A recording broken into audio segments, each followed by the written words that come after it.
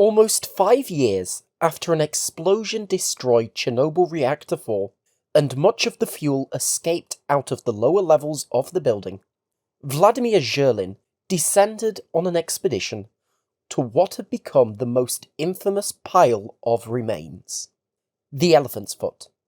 Taking the standard route, he climbed down a stairwell and crawled through the partly flooded lead-lined gully, and made his way down the long corridor towards its now fractured mass. Zirlin was there to collect a sample, but not in the standard way.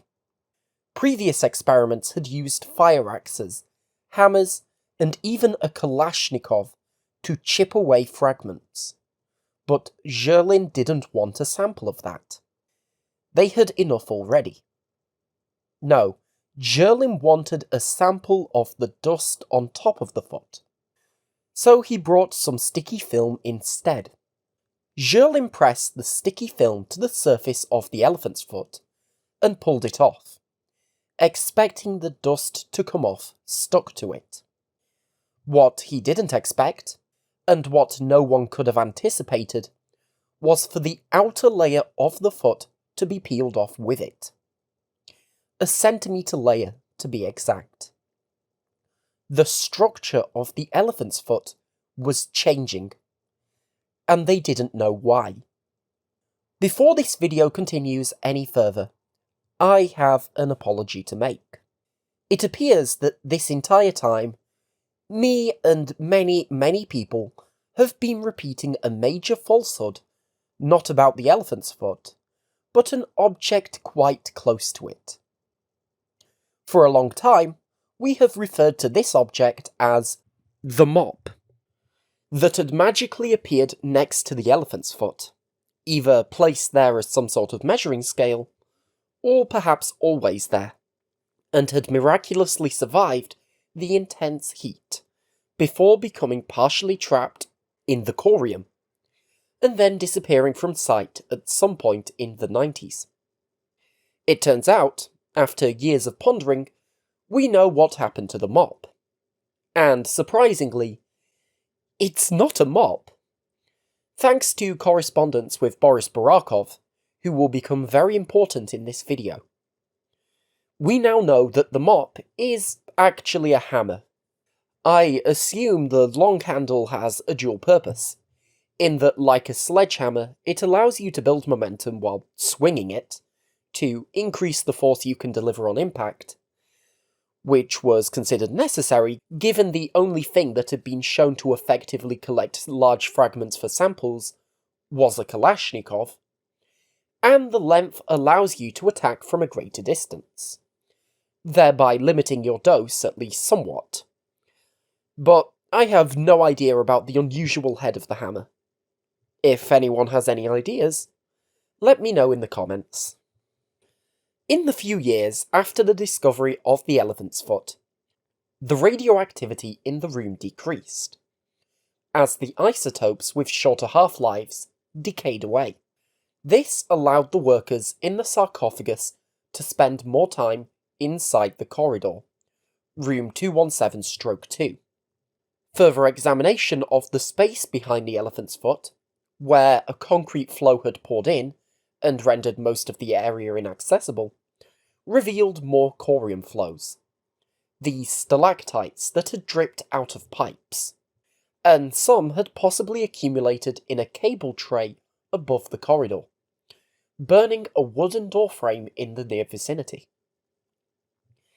In short, it was a mess. But a mess that needed to be understood. For the up-and-coming nuclear physicists in the Soviet Union, spring of 1986 passed by without much concern. Among them was Boris Burakov, a student at the Leningrad State University who worked part-time at the V.G. Klopin Radium Institute. He paid no attention to the events unfolding in Ukraine, focused more on the defense of his thesis, the birth of his daughter, an expedition over summer to explore uranium deposits in Kazakhstan, and securing a permanent position at the Radium Institute. In autumn, The government requested a list of volunteers to make a journey to Chernobyl, but Minsredmash refused to send young people, like Burakov, to the nuclear power plant. Burakov did manage to secure a permanent position at the Radium Institute, and for 3 years Chernobyl was little more than an event that served as a punchline to jokes, especially during the May Day and October Revolution processions, in which Institute employees would ride a cart with a stainless steel atom through the parade. As the workers in the atom cart tried to slow it down so it wouldn't crash into the workers ahead of them, a new slogan was passed around as a joke: "The peaceful atom, in every home." The procession stopped, and the cart was eventually scrapped in 1989. 1989 was not just the year the cart of the peaceful atom went to die, but the entire concept of the peaceful atom as well. Burakov, who had enjoyed a somewhat successful few years exploring uranium deposits on expeditions, and preparing to defend his PhD thesis, was now caught in the crossfire. When the Soviet Union abruptly stopped funding uranium expeditions, there was suddenly no money coming into the Radium Institute.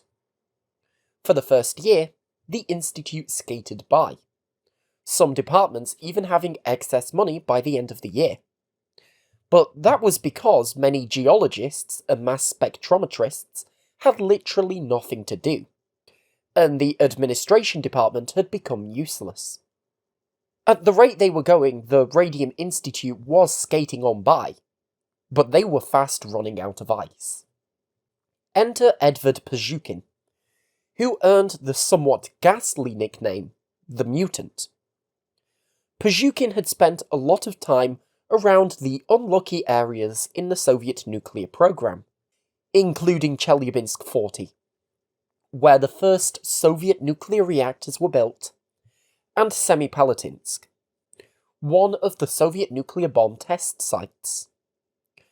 Pazhukin did in fact earn that nickname, as the radiation dose he received became so high he refused to talk about it, for fear the dosimetric control would ban him from working. 1 year before he was supposed to retire, the Chernobyl disaster occurred, and Pazhukin volunteered to travel to conduct lab-based experiments, such as the feasibility of recycling the red forest into paper.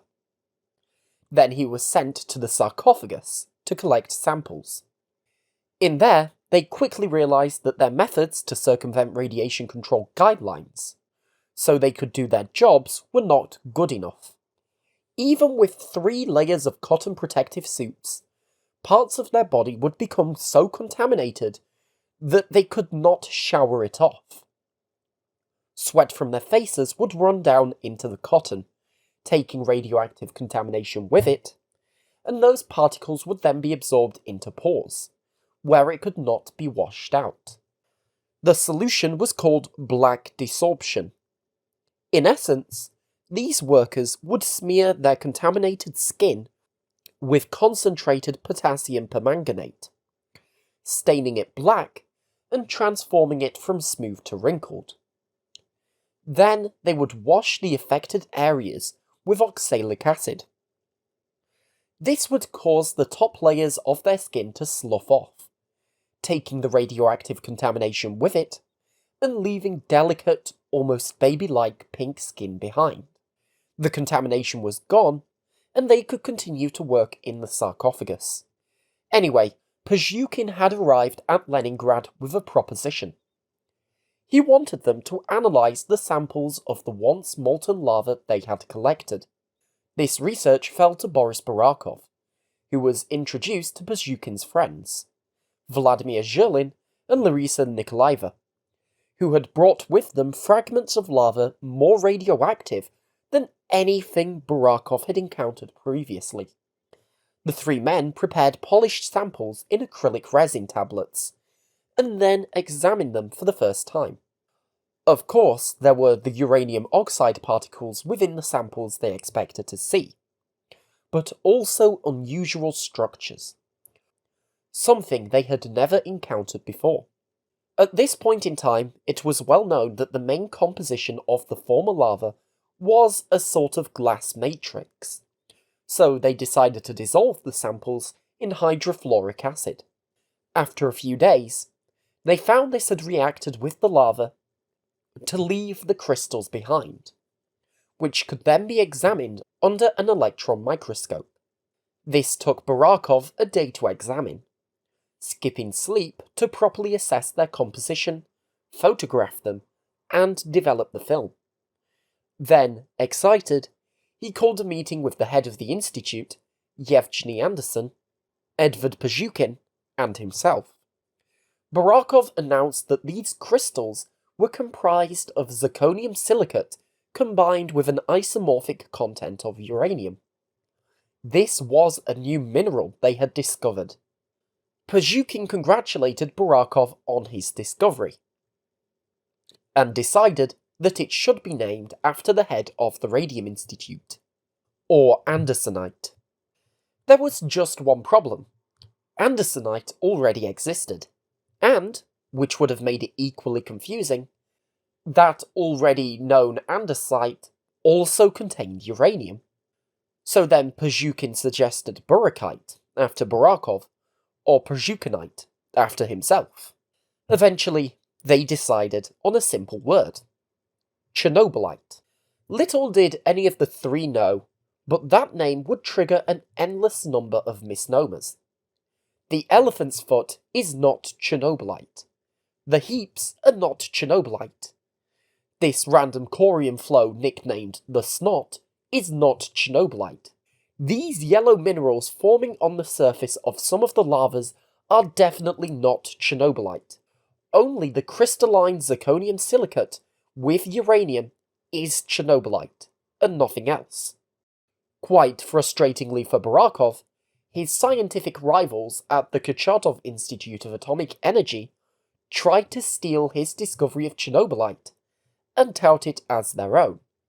Burakov went from department to department, showing off these newly discovered Chernobylite molecules, and was met with celebration, even from people who had no idea what he was talking about, more interested in the idea of a molecule called Chernobylite.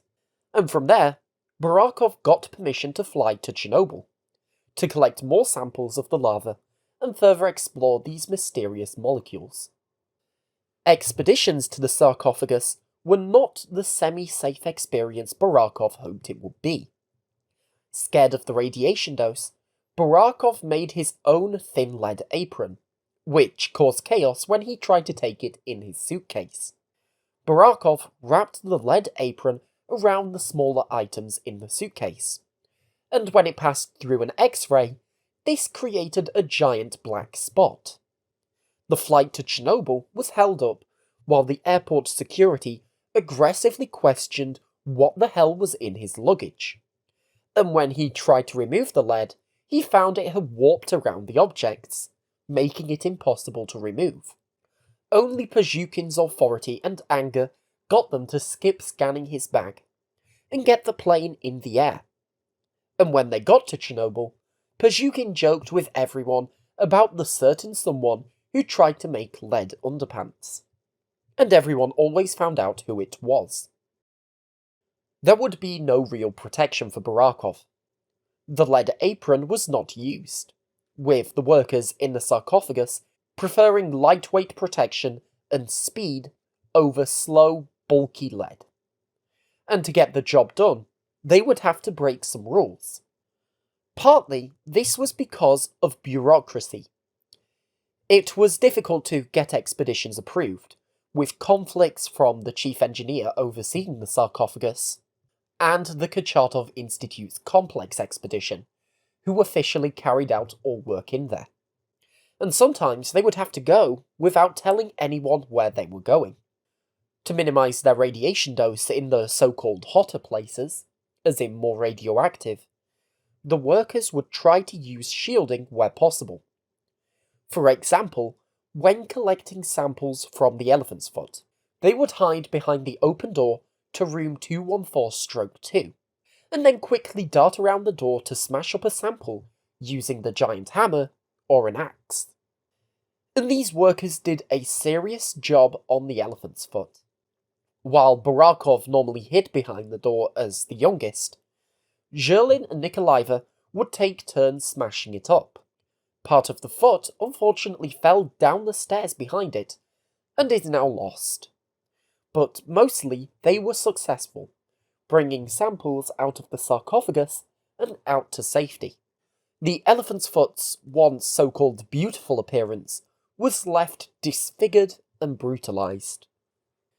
When they were going back up, they still had to report their radiation dose to the dosimetrists. But officially, they were only allowed to be exposed to 0.3 Rontgens per day, and a maximum of 5 Rontgens per year. Exceed that, and you'd be banned from the sarcophagus until the year after, presumably.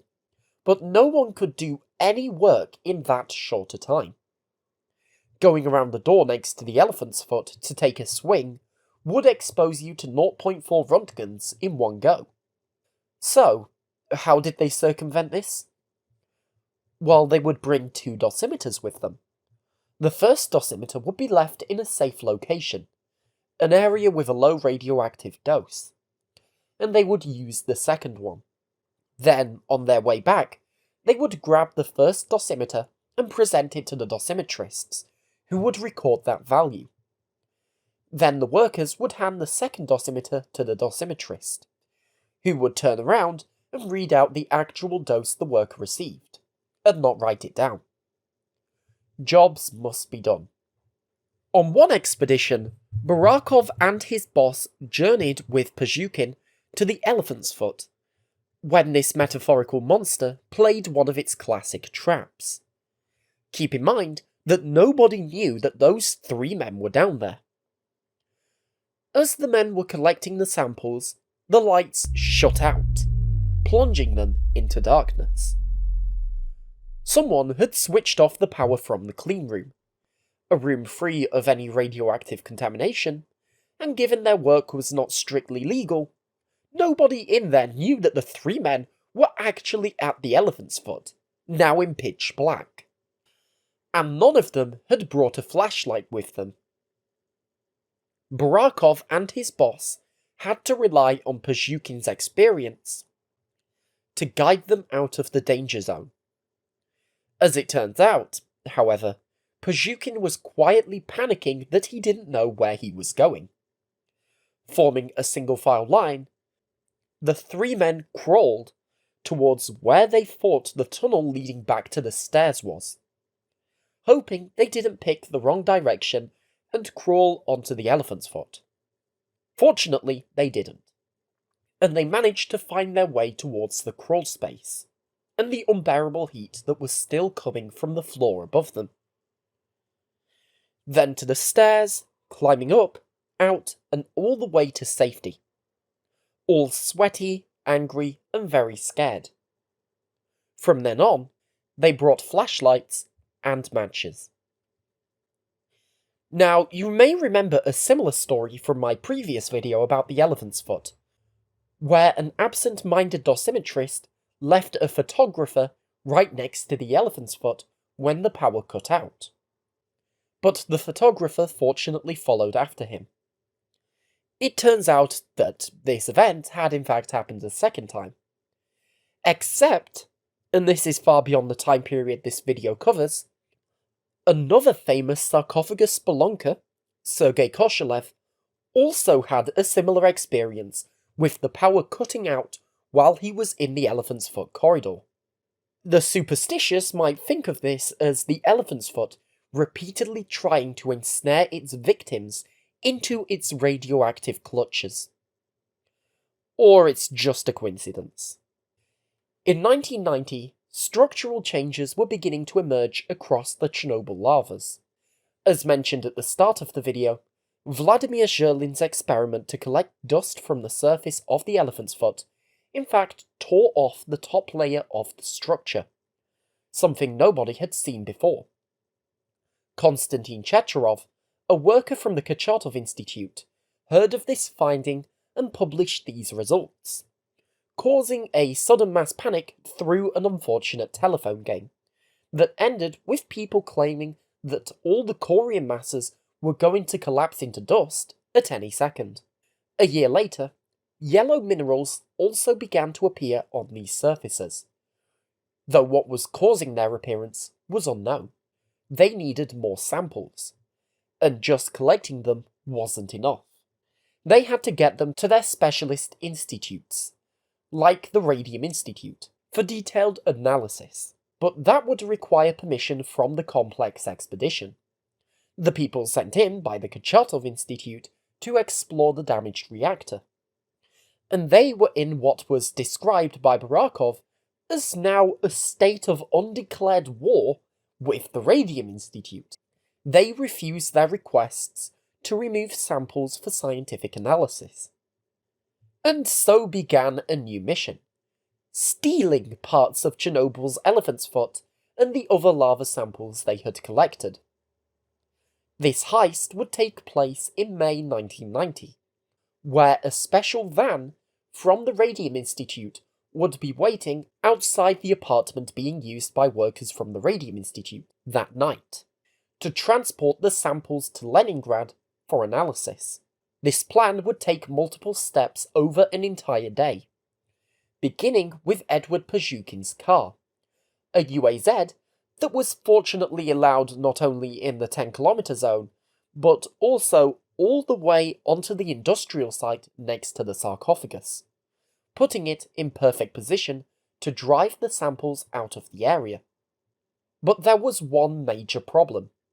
They could not leave during the day due to the dosimetric control placed by the chief engineer. These dosimetrists would leave their station at night, so perhaps then they would be able to pass. And so, the car was parked ready for them to use as a getaway vehicle, right next to the sarcophagus. And then they abandoned it, ready for later. Step 2. Pazhukin and Burakov, who was assigned to help by virtue of being the youngest and therefore most innocent looking, were dropped off by the checkpoint leading to the sarcophagus and walked right up to the soldiers guarding it. While Burakov remained quiet, Pazhukin told the soldiers of their terrible day, about the UAZ that had mysteriously broken down outside the sarcophagus, how the two of them had missed lunch trying to get the spare part, and they'd return that evening to fix the car and be on their way. As a form of method acting, Pazhukin and Burakov had in fact skipped lunch, and were actually quite hungry. Officially, those soldiers should not have let any of them pass. It was after the working day had finished, let alone allow them to drive back out with the car. But the story of a skipped lunch had softened their hearts enough to let the two men into the site, so long as they left quickly. Step 3. Run inside the sarcophagus and grab their bags of samples. Easy enough, and it went without a hitch. Burakov was left to carry them. Step 4. Put the bag in the car. And there was a problem. A number of men in protective suits and respirators were surrounding the car. Uh-oh. Burakov assumed they'd been caught, and just stood there, not moving, not talking, waiting for whatever trouble he was going to find himself in. But Pazhukin, with his air of seniority and constant movement, began to recite the story of the broken car and skipped lunch, while grabbing the bag out of Burakov's hands and throwing it into the car, then covering it with a blanket. The men were suspicious, but they didn't realise the significance of the bag, and so the two men were allowed to leave the site. Step 5. Drive to the town of Chernobyl, where the handoff would occur. Burakov was ordered by Pazhukin to check from a distance to see if the checkpoint into the town was being manned by just a policeman, or if he had a dosimetrist with him. And it turned out that he did. They had two options here. Option 1, drive up and try to blag their way through. Just one problem. If the dosimetrists actually used their dosimeter, then they would be busted. They considered having Burakov try to convince the dosimetrist that his dosimeter was broken, but then they realised that if the radiation measurements gradually increased as the car drove up to the checkpoint, well then, that argument would fall flat on its face. So instead, they went for option 2. Step 5.5. Drive down a dirt road that paralleled the barbed wire fence separating them from Chernobyl, far enough away from the checkpoint, and hope they weren't chased. Fortunately for them, they weren't. So when they got what they thought was far enough away from the checkpoint, they threw the bag over the fence, remembering where it was, and then drove back to the checkpoint, making the excuse again of the broken down car and skipped lunch. The pair managed to get through the checkpoint, drove over to the bag, picked it up, and drove it over to their apartment, where the van was waiting. When the sun fully set, and nobody was watching, the samples were transferred into the lead containers in the van.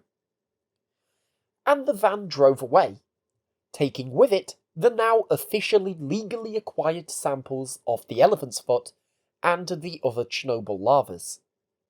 When these samples made their way back to Leningrad, analysis could finally be conducted. And their findings? Well, it turned out that corium like that at Chernobyl has a fixed lifespan. It would take the scientists years to properly document these distinct phases, but this video cannot be years long. So instead, here is the current understanding of how corium decays. The Achilles heel of the corium is alpha decay from isotopes inside the corium. These alpha particles create nano-sized pores inside the corium, combining spherical pores inside the material that formed when the lava cooled. This process had been ongoing unnoticed since before the discovery of the elephant's foot, quietly accumulating and allowing oxygen to permeate the structure. When the oxygen and water reached the uranium, they reacted to form the yellow minerals that appeared on the substances. These minerals were also widening the cracks in the lava, allowing the final killer to enter it. Water. The sarcophagus was not a closed environment. In fact, there were many openings into it, some large enough to let a car drive through. And these openings were letting water into the sarcophagus, which would then flow down to the lower levels, where the corium is, and then accumulated in the cracks. This non-closed structure also meant the sarcophagus was exposed to the temperature changes of the Ukrainian winter. The water would freeze, causing it to expand and would widen out the cracks. From the outside in, the corium was slowly cracking apart into small chunks, which would then be destroyed by radioactive decay into sand-like structure, and then eventually dust, over decades. And that water stage isn't necessary, by the way, as some of the samples collected by the Radium Institute had already collapsed. And some others have formed the yellow minerals on the surface. In the end, even something so feared and cursed as the elephant's foot will not stand the passage of time. Whether the internal structure of the foot continues to crack apart, or the plans to clear out these lava masses are eventually completed, one day the elephant's foot will be no more, and that day may be sooner than we think.